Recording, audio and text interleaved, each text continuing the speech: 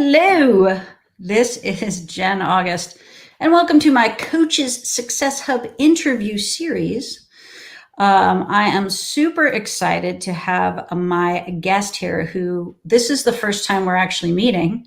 I'm kidding. I actually knew Marnee Horesh before we were actually friends before we were born. And I know that doesn't make sense, but it's intriguing, right? Which means that our grandmothers were friends, which I think is pretty cool. And I also wanted to just show some evidence of our long friendship.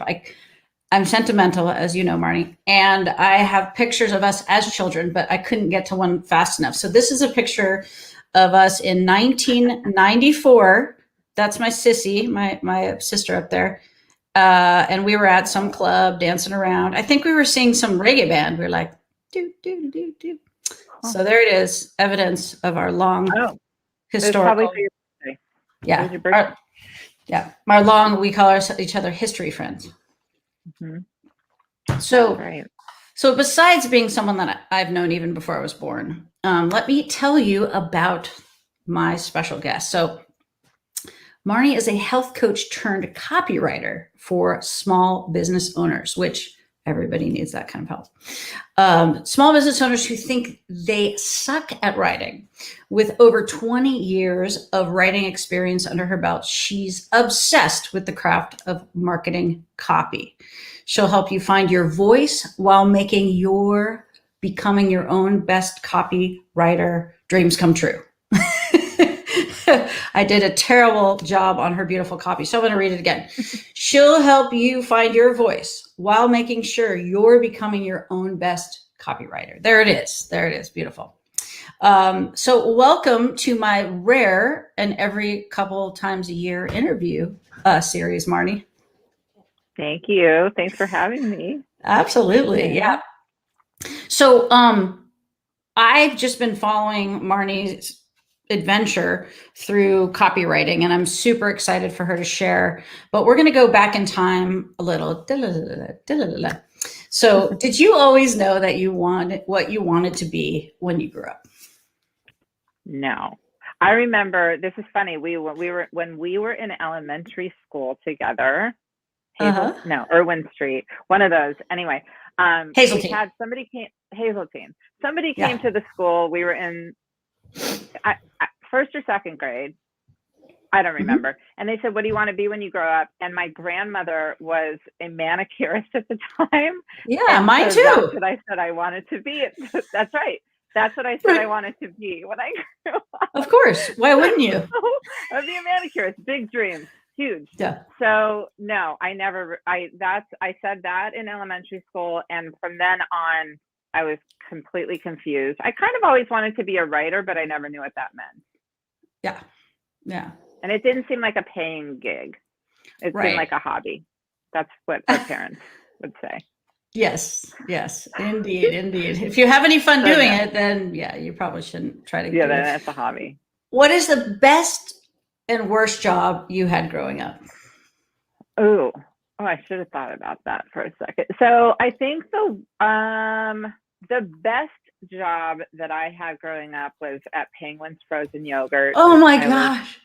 I love Remember Penguins. that place? Yes. It was, so I think I started when I was 14 and a half or 15. It was before I had my driver's license, and it was next door to Blockbuster Video, and it was like the place to be on a Friday night. Oh, People would get their yogurt for the night, and then they would get their smoothies. Yeah. Yes. That was the best job ever. The worst job, I'm not remembering. There were so many bad jobs that I had. Right. I've had so many jobs. Probably, I mean, this is a fun job, but it was a camp counselor at Sports Plus. I shouldn't say that, but I had to teach all the sports. And I was pretending that I knew all the sports, and I didn't know any of them. I taught swimming, I taught golf, basketball, soccer. I didn't know how to play anything but soccer. And I sure as hell did not know really how to swim. But I taught children how to do all those things. Fake it till you make it, right? And also a kid peed on my naked foot one day. No, So, no, yeah. no. So that sucks. Anyway. That sounds terrible.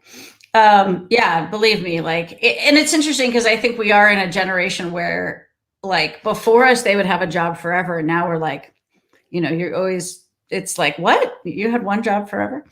And after, of course, these incredibly enriching employment experiences that you shared, how did you land on this path that you're on now? So this path was an accident.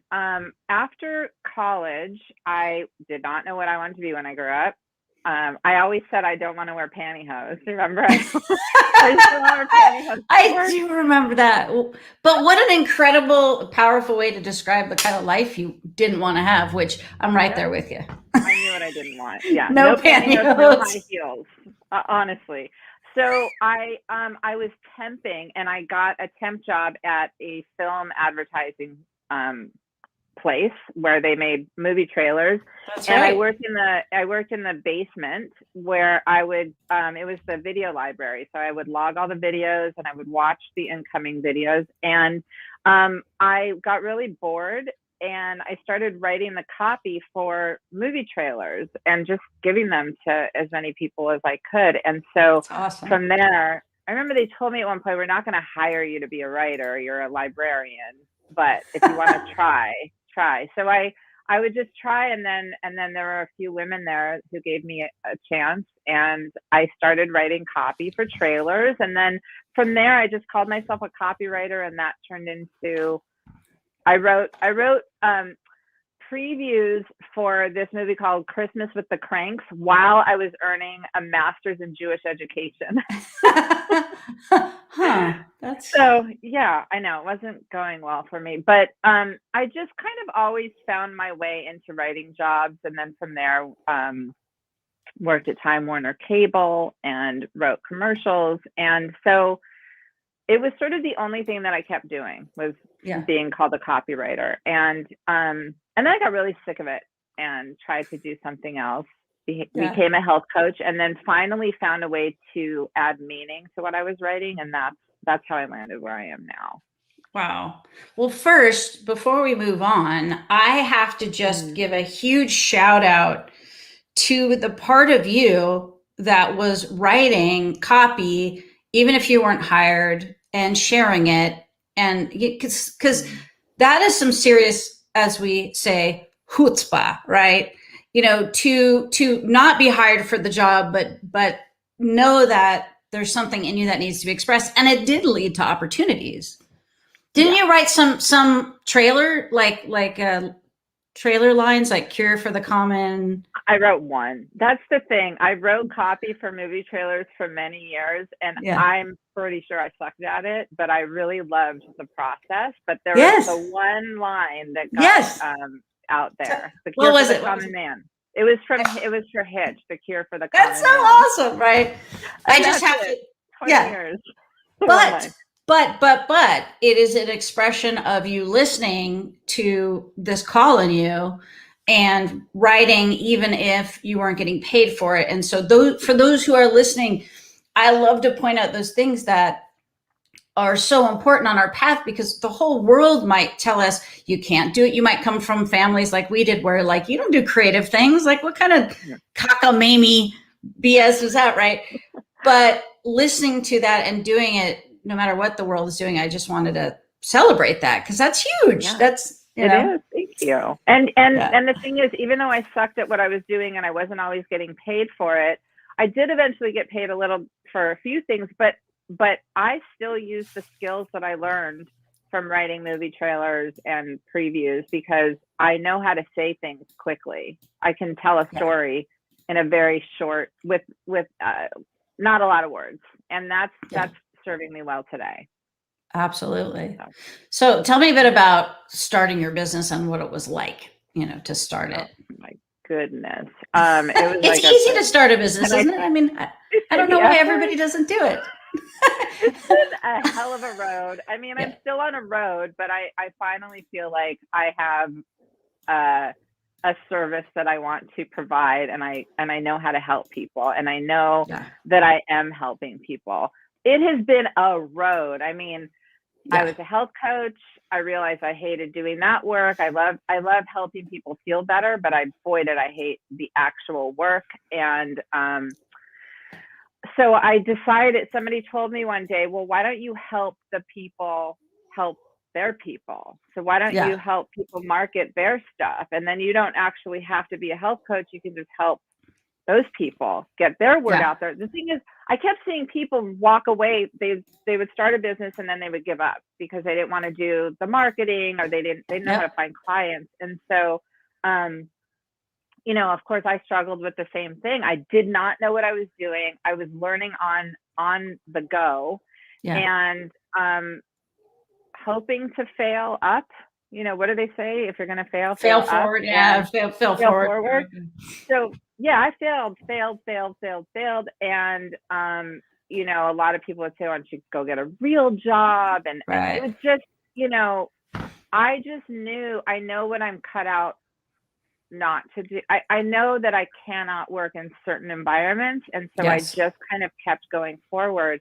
And, it wasn't until I started working one-on-one with people and figuring out what people needed, that's when I realized, okay, I'm on to something here, because I took what I learned about coaching and what I've learned about imposter syndrome and not feeling good enough and not feeling like I have something to offer. And I realized everybody experiences that. And it takes someone to witness that and to say, nope, I hear you and I see you and I know that you have something to offer. And so now I've spent the last year really just refining that for myself and figuring out how to help people do that for themselves. So now, you know, I have a business. And it's still hard as F. And why did you want to have a business, knowing that it was going to be hard as F? I mean, because I want to create the life that I'm living. I don't want to be told when and where and how. And I noticed that I had a really bad attitude when that was happening. And, you know, I'm not a great employee. I'm a great partner. I'm a great cheerleader. And I will do really good work if I love the work that I'm doing. And so once I figured out the work that I'm doing, what I love, I have to. I have no choice. I have no other choice. I cannot go back to being, you know, asking for vacation time. Asking for sick time. I just can't. I can't. I mean, I always say your resistance has wisdom, and you know that's what your was like. No pantyhose, no boss telling me what to do, you know. And sometimes we're taught to believe that's a bad thing, that we can't do those things. But it's your spirit telling you, you know, this is the kind of life that we want to live. And I always say to clients, you know, it's going to be hard either way. You might as well be the boss, you know, because it's challenging to grow a business or to work for someone else. You know, so I think that's awesome that in that journey you found something you love. And what do you love most about what you do? What I love most is watching people fly. Like watching somebody that is like, I don't know how to do this, about to give up. You know, either English isn't my first language, or I'm a terrible writer, or I don't know what to say, or I don't think that this is good enough. And then I mirror something for them or rewrite their words and pull out their voice. And then they're sort of like flying. I love that. And I love that. I love that you can have a positive experience running a business or offering a service. I mean, really, it is it really is a calling, you know, even though the actual health coaching wasn't your path. It sounds like you've really integrated the concept of coaching and copy together, which I think I don't see that a lot. I mean, I think ultimately it does help people with their health, because if you're doing what you love and you're able to do it every day and you succeed, that is part of a holistic health plan, right? You're sleeping better, you're less stressed, you have more income, You can take care of yourself better. You have more security. So all those things come into play. Instead of walking away from the business that you want to start because you can't write the copy for it, Right. let's empower you and let's find your voice. And that's what I do. That's awesome. And I love it. Yeah. I'm going to ask you about it in a minute, but I just want to share what my experience was when I got an email about Copy Lab, which you're about to explain. And the reason why I want to say something about it before you share about what it is because there are a lot of people who don't know exactly what it is that they're doing. And you're in a beautiful example of someone that just kept plugging away and trying different shapes and different sizes and until you found something. And to me, yeah, and I knew you were working on some beautiful things like high-end VIP programs coming and this Copy Lab, which you'll talk about in a second. But I want to celebrate what I saw, which was you were just being unstoppable about finding it. And then when I got the email and it came in and you're about to describe it, I just went, yes. And so I was so excited because you did the work. And a lot of people aren't willing to do the work. They're not willing to not know as they're going down the path, being committed to the path. And that's what I saw. And I celebrate it. So tell them about Copy Lab. And all right, I will. And thank you for telling me that. I have been like completely in the dark for a long time. Like I'm doing this, throwing shit on the wall, right? and I I've had like one or two people respond like, yeah, I could use that. When I threw Copy Lab out, a lot of people were like, wow, yes, this is needed. And the reason is because I took all of my failures and all my experience. And then also I actually had a specific client say, here's what I need. Yes. A, B, C, D. How can I ensure that you give that to me? And I'm like, well, I'll just create it. Okay. So what is Copy Lab? Copy Lab is basically, it's a membership service. You are part of a community of people who are also running their own business. But you get you get my eyes on your work every month. You get a certain amount of edits on your copy every month. You also get space that I create twice a week to just show up and do your own thing, do your own writing. So you get accountability, consistency, and you actually get a personal editor for all of your copywriting stuff. Awesome. Your marketing copy. So what's happening right now is people are reporting that it's a game changer. Those are the words that I heard today, because the reason it's important to have an editor on your copy, to have somebody else look at your stuff, is because this is my experience, my personal experience, and what I've heard from others. It is one of the most vulnerable things to share your words, whether it's email, a website, landing page, whatever. Sharing your words and selling your skills is such a vulnerable, even if you're writing a book, writing anything, putting your voice out there is such a vulnerable experience. And this is a way to be vulnerable with one person who is safe in a cocoon. It's just the two of us. We're the only two people that see your shitty first draft or your blob on a page. Nothing has to be polished to be edited. And you feel safe. I create a safe container, and then we make it shine, and then you throw it out into the world. So, the vulnerability factor goes away. And also, as you go, you learn more about how to write stronger copy and copy that's more effective. And you get on a kind of a rhythm. Consistency is a huge, huge struggle for most small businesses. You go out with like guns a-blazing. I'm going to, write a blog post every week. And then you write a blog post and then it's like, whoa, whoops, oops. This will, twice a week you show up. People show up on Zoom and we all sit there. We listen to our own music, do our own thing, but we're all there working on our writing for the week. That's 2 hours a week. Once a month, I go and I demo how I edit. And an edit is like a few different rounds. So you write a blob or whatever. I look at it. I suggest, you accept or reject. I look at it again. And then, so it's kind of a back and forth. It's a dance. So that's awesome. Copy Lab. And so it's monthly, it's month to month. You can cancel at any time.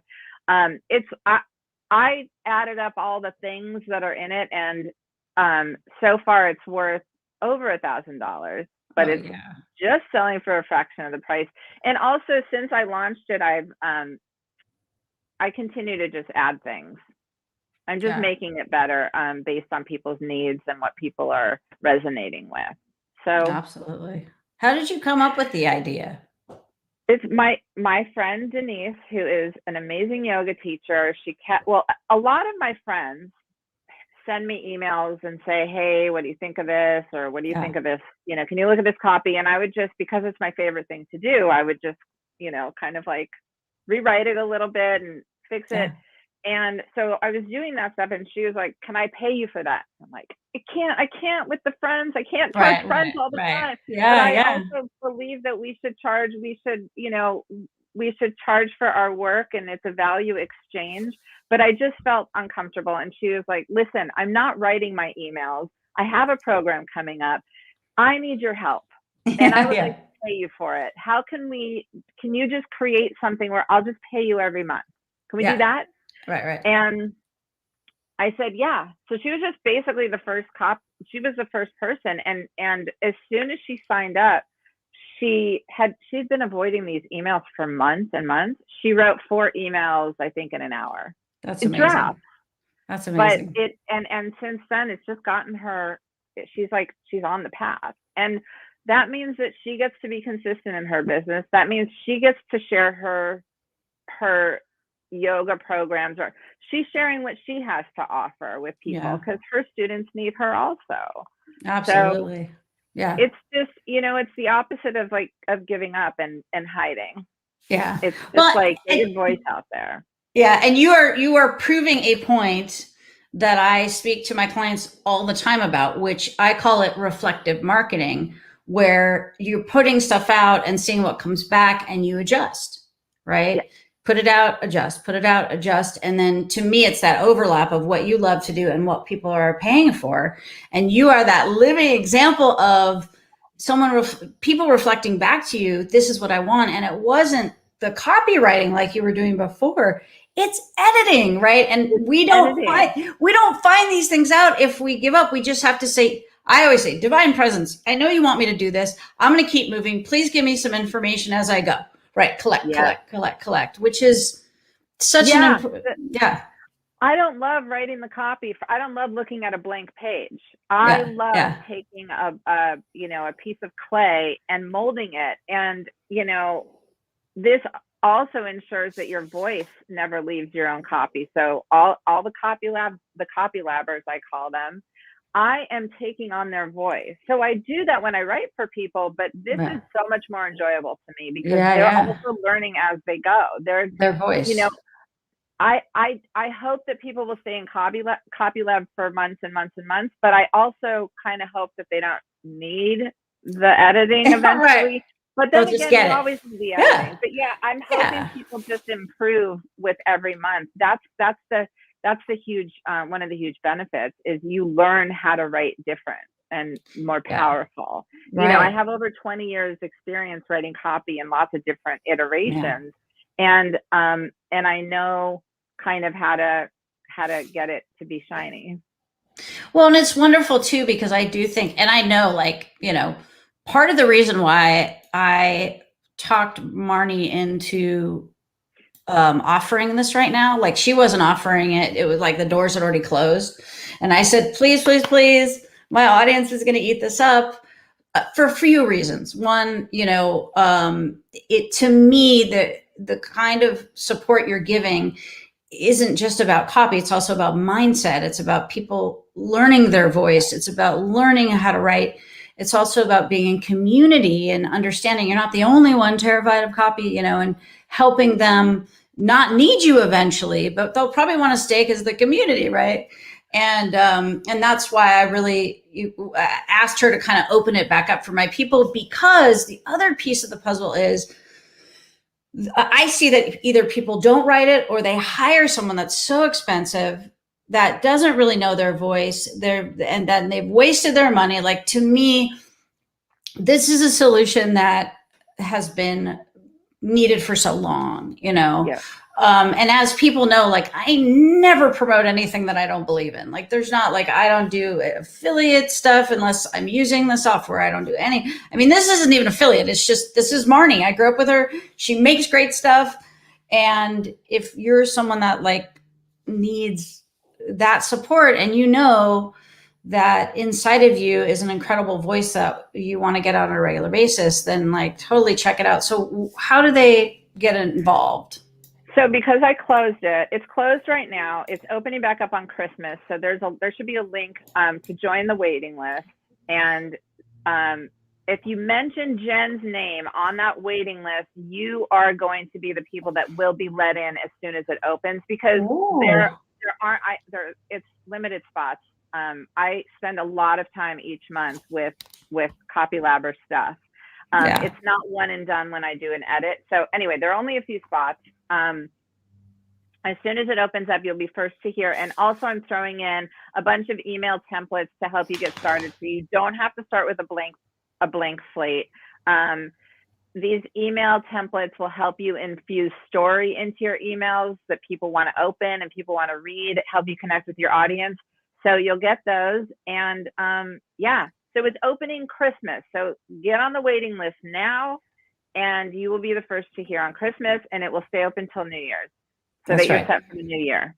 And say that like you're with the band, Jenn August. Say you're in. Yeah, Jenn August is a check mark on the waiting list form. Just that's be wonderful. Sure you mention Jenn. That's wonderful. Yeah, VIP. It's that so take advantage of it. I mean, I have to say that I know in my own experience, I wish the Copy Lab existed when I started. I'm lucky enough to have an operations manager who I write copy and she'll zhuzh it up. Her name is Ye, and we've been working together for like 10 years. She's in the Philippines. She's got better, like, I'm dyslexic and my, grammar is terrible. And I used to not write at all because I was so ashamed of, my inability. I mean, like, I will write something, but my brain will make me think that I put a certain word in there and it's not even in there, right? And so not everybody can afford an assistant that's going to take their stuff, and and ultimately it's I think it's more important, no matter what, to have an experience like Marnee's offering, where you really learn your voice, because your voice is the lighthouse in the darkness for your ideal clients. Like, I tell my clients, I don't call it marketing. I don't call it promotion. I call it lighthousing, and when you're not, when the obstacles of writing stop you from sending out that light, then people can't find you. And that's why I was cuckoo for Cocoa Puffs to bribe Marnee with gold coins and air balloon rides to get her to open this up. By the way, we'll set that up later. Yeah. Yes. The other thing is, every if you have an online business, well, everyone has an online business today. Even if you have a brick and mortar, your business is online. You have to be writing copy, and everyone needs an editor, and it is super expensive. Yeah. This is a cost-efficient way to just get things zhuzhed. Yeah, zhuzh it up. And I'm telling you, Marnee, like, I'm not trying to be all putting my coaching hat on, but someday I think that people are going to want to get certified in the Marnee Horesh method. I'm telling you. I mean, like, this is big. This is hot. I see it just blowing up in a good way, like the air balloon I'm bribing you with, of course. So you have the link there. You guys check out the link, everything that comes with it, all the details, like, seriously. And I always love to end the interview, when I remember, is what was the success mindset that you had to muster, even when you were raised in a family that said that's creative, so you'll be living in a van down by the river. And when you were even in situations where you're like, you're the librarian, like, there was a mindset that you had that was even more powerful than maybe those times where you felt like this is pointless and I'm going to go, get a job and put on pantyhose and my high heels? What was that mindset, do you think, that kept you going, even though the whole world seemed to tell you, no, don't do it, Marnee, just do the safe thing? Like my mom, you should be an x-ray tech, Jen. I'm like, do you want me to blow my brains out? Marcy. Yes, I do. Not that there's anything wrong with being an x-ray tech. Not that there's anything wrong with, putting on pantyhose and it's whatever. Not that there's anything wrong with, having a boss. Yeah. It's just what's wrong. It's just not a match for you. You need to do you. Do you? I don't know that there was an actual mindset shift. I have a mindset shift every day and maybe every hour. I have to do this. It's not, it is a practice for me. It is a daily, this is what I'm doing. I have a very loud voice in my head. This is what you're doing. I don't know what it looks like and I don't know how you're going to get there. This is what you're doing. That's awesome. Keep going. Keep swimming. Just keep swimming. And I know that I get energized when things work, and that's what's happening right now. When Copy Lab was born, I was just like up and an atom every day. And, dude, I literally, like, before because I had told Marnee, I'm like, hey, eventually I'm going to interview you about whatever it is you're doing. Like literally, I was like, I'm going to interview. We don't know what it is. And I saw because I'm on your email list, I saw it come through and I was like, woody hooty, I cannot wait. And then you reached out to me to let me know. And I was already like, girl, I'm so interviewing you. So when I coach, I always ask my clients to choose two things before we end the call, which is, what was your favorite nugget of what was your favorite thing you learned about the journey that got you here? Okay. And what do you want to celebrate yourself for that you did that got you here? So favorite nugget, the thing that you learned about the journey of getting here with a successful offering that was not obvious and you had to dig and dig and dig and dig. And what do you want to celebrate? Okay. The first thing that comes to mind is that even while I'm suffering, there's something going on in the background that I can't see. And I want to celebrate the fruits of my labor. Yay! Because I can see that. Yeah, it's happening. It's happening. Well, I have had a blast interviewing you and proving that I know you right there. I have so many pictures. We didn't tell anyone how I got my name. Oh my God, we have to tell the story. But first, before we tell that, Marnee and I when I got on StreamYard, I just said, Marnee, one of my most favorite memories of you, and we like grew up together. Like our parents got divorced and we became a new family pod, and we spent a lot of time together, like a sibling, a lot of time. And I said, one of my favorite memories is jumping on your dad's bed, listening to Supertramp's Breakfast in America. That is one of my most favorite memories because it's an awesome album. And we were just like, that was freedom. We're like, woo, that was the no pantyhose, no high heels lifestyle.